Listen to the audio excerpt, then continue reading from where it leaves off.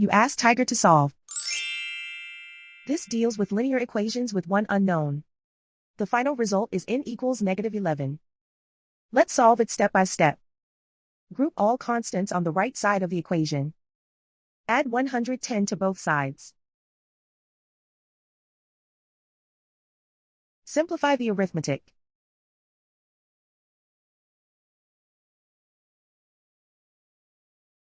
Isolate the n. Divide both sides by -10. Cancel out the negatives. Simplify the fraction. Move the negative sign from the denominator to the numerator. Find the greatest common factor of the numerator and denominator. Factor out and cancel the greatest common factor. And so the final result is n equals -11.